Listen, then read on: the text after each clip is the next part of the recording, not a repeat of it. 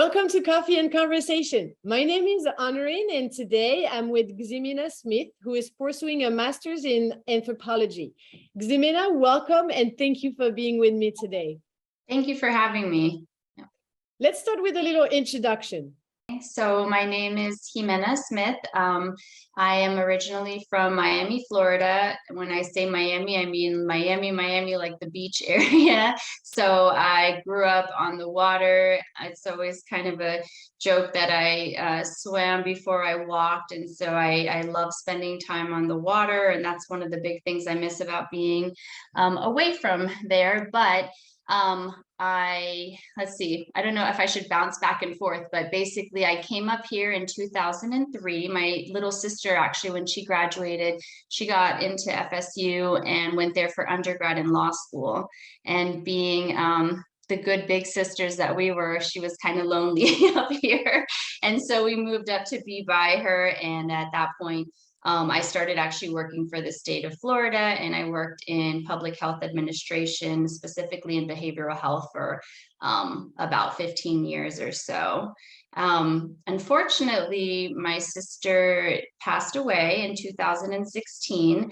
And yeah, it was a little bit of a lot for myself, my family, but for me and like my life, it was sort of an interesting thing because it was very bad, but it's what led me to do what I do right now. So I kind of had to reassess what I was doing and figure out, like, what do I really want to do and what are things that make me happy. And although I loved my job and my career and the things that I was doing, I wasn't as passionate about it anymore. And so I had to really think about, like, what do I want to do forever and what's fun. And I thought about when I was a kid and being in the water and digging up holes in my parents' yard all the time, because at first I wanted to be a paleontologist and I was like, I'm gonna find dinosaurs. But I also like geology and loved like dirt and rocks. It was very strange. I was like 8 and I'd be covered in dirt and reading books about dirt and rocks and how they, were created and things. And then simultaneously, my love for the water. So the high school I went to was sponsored by the University of Miami, and it had a large like marine biological proponent to it. And so we would go out and do things in Key Biscayne and different types of almost more like science-based type of analyses of things that were going on there in the fish nurseries and things like that. So I was thinking about that. And then in terms of my work in public health, which I really like that aspect of what I did in the sense of being able to help people and like really understanding like the root cause of an issue and how a culture or a background of a person is going to affect the way that you have to provide them with services and things like that.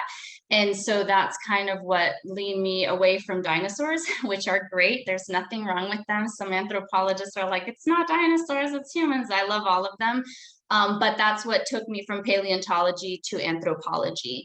And so I was like, all right, well, I want to do archaeology because I love history as well. And I want to know more about people, because if I ever do go back to behavioral health, it'll help me serve people better. But then I also love marine biology. So what am I going to do basically? And I was taking classes, just extra classes on the side outside of work. And one of the classes I took at TCC was an intro to archaeology class.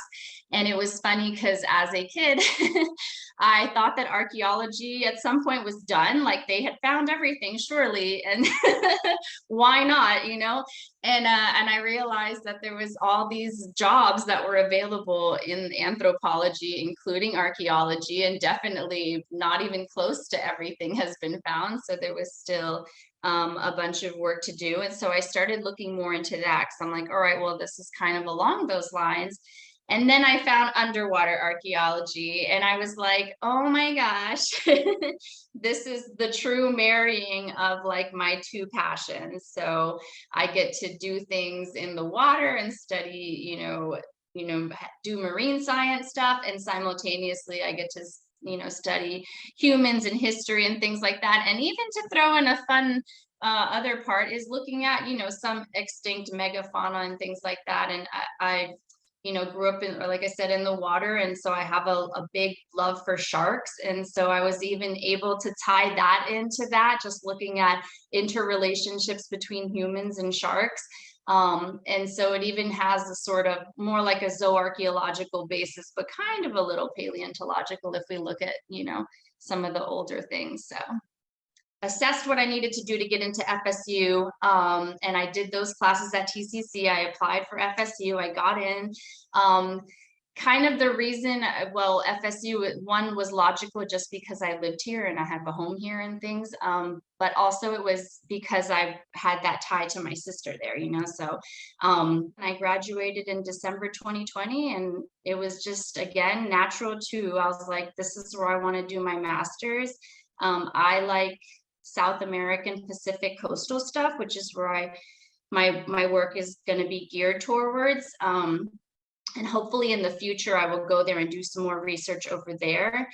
So let's talk more about Peru, as you said. So this summer, you went on this research trip in Peru. At some point, I was just inundated with like, okay, these are my choices, but none of them make really a lot of sense. And so I reached out to her over break, which she's great. So she responded, and I was like, what do you want from me?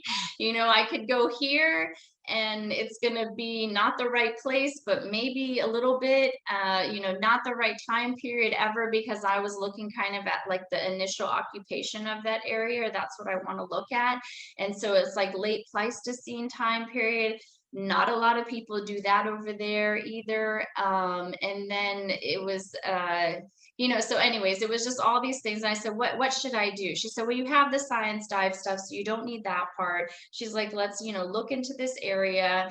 And she's like, let's try to find, you're probably not going to find a person looking at initial occupation. So let's just try to find something along the coast. And if we can't find that, just go over there, because it's kind of all the same, right, with the diffusion of cultural material.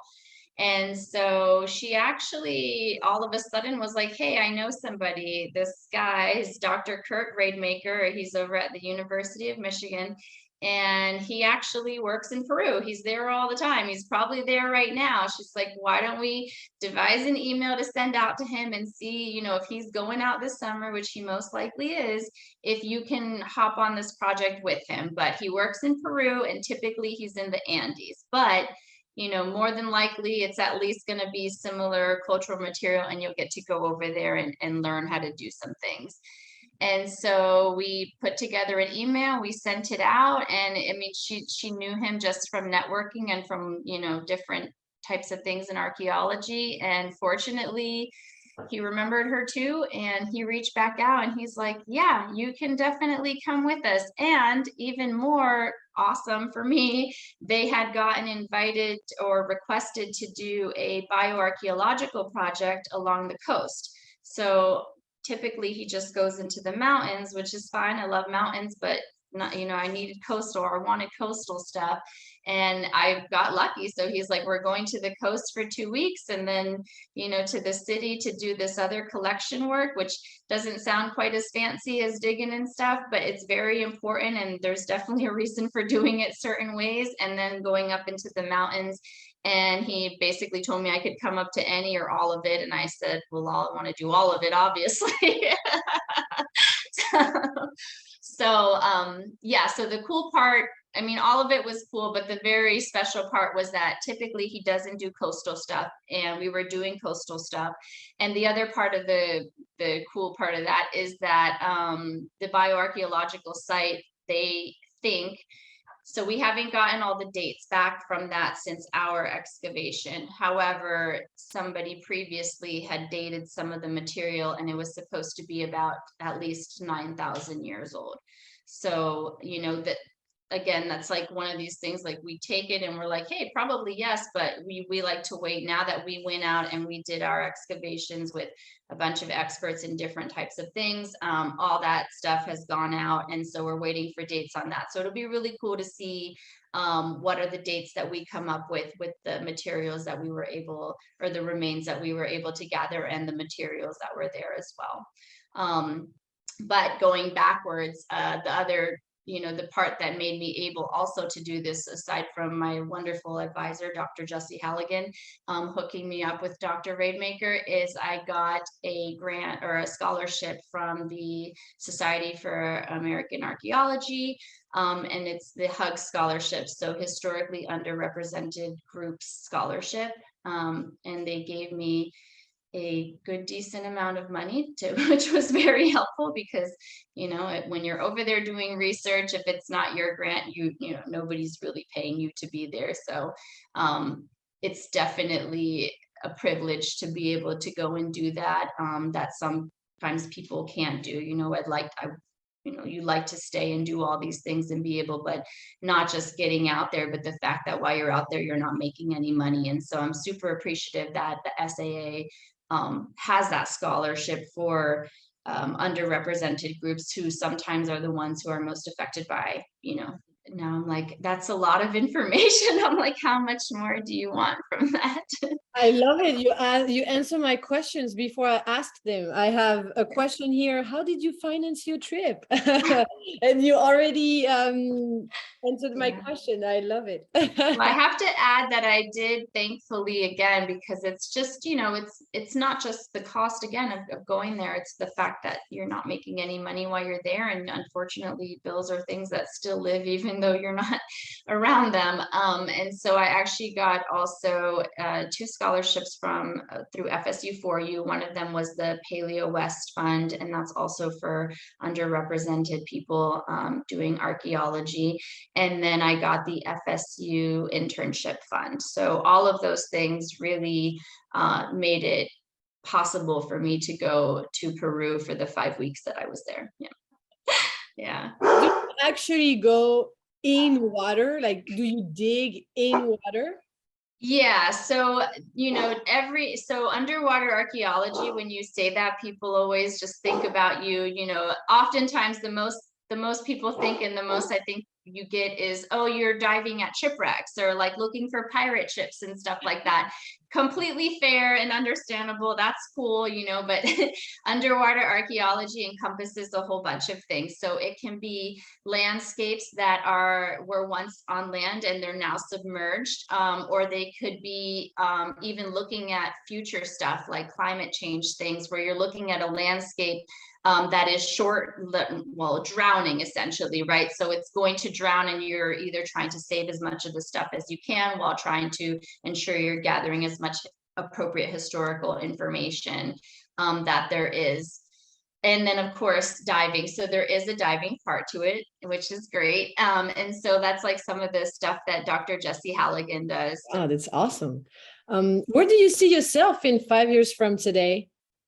I hope to be living on the Pacific, ideally in Ecuador. So my plan or my goal is to graduate from the FSU master's program, and I want to apply to a doctorate program in South America and Ecuador specifically. So my maternal family is Ecuadorian, and I've been going there, almost every summer since I was little, and I always just had deep ties to that part of my history. I love both of my backgrounds, but my Ecuadorian side, I just always wanted to. I used to tell my mom when I was little, like, I want to move there, like, let's go move there.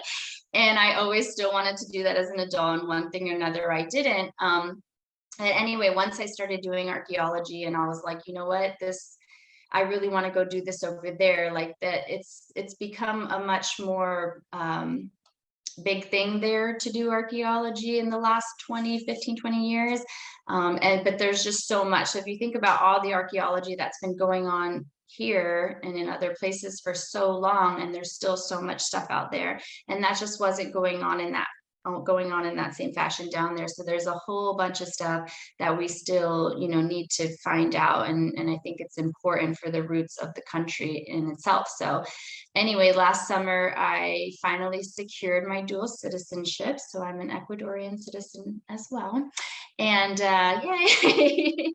And so the plan is to apply for a doctoral program in Ecuador. And so I really want to use archaeology and like cultural history to develop sustainable fishing practices over there, specifically in the Galapagos and specifically in terms of sharks. And I would say that if I did get to do something like that, that in 5 years I will be drowning in making that happen. So I hope in 5 years to be saving sharks is the short answer, but to save humans.